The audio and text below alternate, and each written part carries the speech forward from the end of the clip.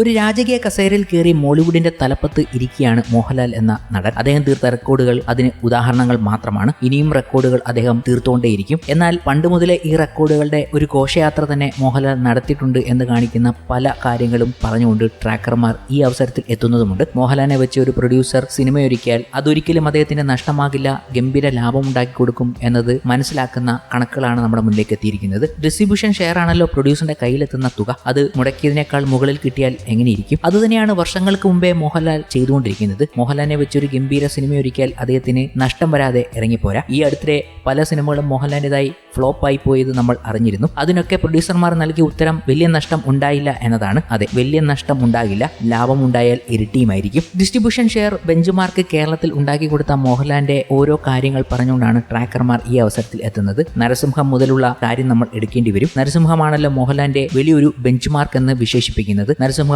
അന്ന് 5 കോടി distribution share നേടിയിരുന്നു. പിന്നെ 2020 10 കോടി ഷെയറും, ദൃശ്യം 15 കോടി ഷെയറും, പുലിമുരുകൻ 20 കോടി ഷെയറും കൂടാതെ 25 കോടി ഷെയറും പുലിമുരുകൻ നേടി. 30 കോടി ഷെയറും പുലിമുരുകൻ നേടിയുണ്ടായി. പിന്നീട് അടുത്ത ബെഞ്ച് മാർക്ക് 35 കോടിയാണ്. അത് 2018 എന്ന മൂവിയാണ് നേടിയത്. പിന്നീട് 40 കോടി ഷെയർ വന്നത് തുടരുമെന്ന ചിത്രത്തിനാണ്. 45 കോടിയും തുടരുമെന്ന ചിത്രം നേടി. ഇപ്പോൾ 50 കോടിയും തുടരുമെന്ന ചിത്രം നേടിയിരിക്കുകയാണ്. ഏറ്റവും ലേറ്റസ്റ്റ് ബെഞ്ച് മാർക്കാണ് മോഹൻലാൽ കേരള ബോക്സ് ഓഫീസിൽ സൃഷ്ടിച്ചിരിക്കുന്നത്. പ്രൊഡ്യൂസറിന് ഏറ്റവും വലിയ ലാഭം ഉണ്ടാക്കി കൊടുത്ത സിനിമയായി തുടരുമെന്ന ചിത്രം ഇതിനോടകം മാറിക്കഴിഞ്ഞു. കടിവയോടും കരടിയോടും ചെന്നായിയോടും പിന്നെ കുറെ നരികളോടും ഒക്കെ മല്ലടിച്ച് ഈ ഒറ്റയാൻ വെട്ടിപ്പിടിച്ചതാണ് ഇതൊക്കെ. ഇത് തിരുത്തണമെങ്കിൽ പല കടമ്പകളും അവർ കടക്കേണ്ടതുണ്ട്. കഴിഞ്ഞ ദിവസം ഇതിനെക്കുറിച്ച് നമ്മൾ പറഞ്ഞിരുന്നു. ഇനിയൊരു മോഹൻലാൽ റെക്കോർഡും ഈ ഡിസ്ട്രിബ്യൂഷൻ ഷെയറും ഇൻഡസ്ട്രി ഹിറ്റും ഇത്രയും വലിയ കളക്ഷനും ഒക്കെ മറികടക്കണമെങ്കിൽ അവർ ഒരു കടമ്പ കടക്കേണ്ടതുണ്ട്. അത് കടക്കാൻ ഇച്ചിരി പാടുമാണ്. ആ കാര്യത്തെക്കുറിച്ച് കഴിഞ്ഞ വീഡിയോയിൽ നമ്മൾ പറയുമ്പോൾ തുടരുമെന്ന ചിത്രം മോഹൻലാലിന്റെ സിനിമാ ചരിത്രത്തിൽ സ്വർണ്ണലിപികളാൽ എഴുതി ചേർത്തിരിക്കുകയാണ്. പ്രൊഡ്യൂസറിന് വമ്പൻ ലാഭം മേടിച്ചു കൊടുത്ത സിനിമ. അതിന് ഒന്നേ പറയാനുള്ളൂ, തരുൺമൂർത്തി മോഹൻലാലിനെ വെച്ച് ഒരുക്കിയ ആ നിമിഷങ്ങൾ. ഇപ്പോൾ ആ നിമിഷങ്ങൾ ഒന്നുകൂടി കേൾക്കുമ്പോൾ നമ്മൾ OTT പ്ലാറ്റ്ഫോമിൽ വീണ്ടും വീണ്ടും ആവർത്തിച്ച് കാണുന്ന സിനിമയായി തുടരുമെന്ന ചിത്രം മാറും. മെയ് 30 നമ്മുടെ മുന്നിലേക്ക് തുടരുമെന്ന ചിത്രം OTT സ്ട്രീമിംഗ് തുടങ്ങുകയാണ്. അതുകൊണ്ട് തന്നെ ഓരോ സീനിനെ കുറിച്ചും തരുൺമൂർത്തി പറഞ്ഞ കാര്യങ്ങൾ അത്ഭുതങ്ങളാണ് ഇപ്പോൾ സൃഷ്ടിക്കുന്നത്. സിനിമ കണ്ട പ്രേക്ഷകന് വലിയ അത്ഭുതങ്ങൾ സൃഷ്ടിക്കുന്നു. മലയാള സിനിമയിലെ പല റെക്കോർഡുകളും തിരുത്തിക്കുറിച്ച് ജൈത്രയാത്ര നടത്തുകയാണ് മോഹൻലാൽ തരുൺമൂർത്തി ടീമിന്റെ തുടരും. സിനിമയ്ക്ക് പിന്നിലെ രസകരമായ നിമിഷങ്ങൾ പങ്കുവച്ച് അണിയറ പ്രവർത്തകർ എത്തുന്നത് അത് ആരാധകർ ഏറ്റെടുക്കുന്നതും പതിവാണ്. റിലീസിന് പിന്നാലെ സിനിമയിലെ സീനുകൾക്ക് പിന്നിലുള്ള കഥകൾ പങ്കുവച്ചിരിക്കുകയാണ് സംവിധായകൻ തരുൺമൂർത്തി. സിനിമയിലെ ഒരു സീനിൽ മോഹൻലാൽ ജോർജിനെ നോക്കുന്ന നോട്ടം ചിത്രീകരിക്കുന്നതിന് പിന്നിലുള്ള രസകരമായ കഥ പറഞ്ഞിരിക്കുകയാണ് തരുൺ. ചിത്രീകരിക്കുന്നതിന് മുമ്പായി ജോർജിനെ അടിച്ച് അണ്ണാക്കിൽ കൊടുക്കുന്ന പോലെ ആയിരിക്കണമെന്നാണ് ഞാൻ പറഞ്ഞത്. അത് എങ്ങനെയാണ് ലാലേട്ടൻ ചോദിച്ചുവെന്നും പറയുകയാണ് തരുൺ. സിനിമയിൽ ഒരു സീൻ അടിച്ച് അണ്ണാക്കിൽ കൊടുക്കുന്നത് പോലെ നോക്കണം സാർ എന്ന് ഞാൻ പറഞ്ഞു. മോനെ അതെങ്ങനെയാ അടിച്ച് അണ്ണാക്കിൽ കൊടുക്കുന്ന പോലെ നോക്കുന്നത് എന്നാണ് ലാലേട്ടൻ ചോദിച്ചത്. തുടർന്ന് എനിക്ക് അതിനെ അങ്ങനെ പറയാൻ കഴിയുള്ളൂ എന്നും പറഞ്ഞെന്നും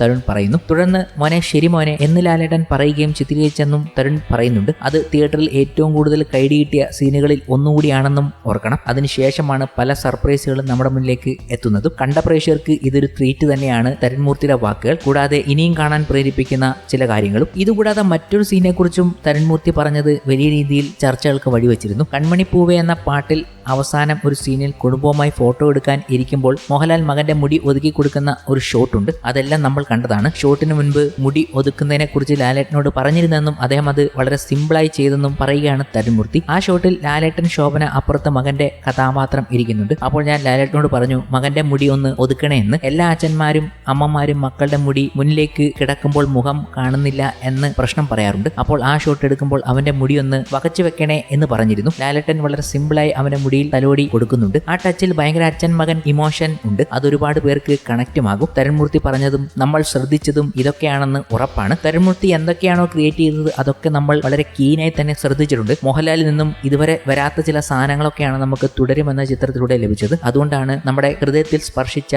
സിനിമയെ തുടരുമെന്ന ചിത്രം മാറിയതും. ആ പാട്ടിലെ ഓരോ സീനും അങ്ങനെ ചില മുഹൂർത്തങ്ങൾ സമ്മാനിക്കുന്നുണ്ട്. ഇതൊക്കെയാണ് തുടരുമെന്ന ചിത്രത്തെ സ്പെഷ്യലാക്കുന്നതും പ്രേക്ഷകർ സ്വീകരിച്ചതും ഇതുപോലുള്ള ബെഞ്ച് മാർക്ക് ക്രിയേറ്റ് ചെയ്തതും.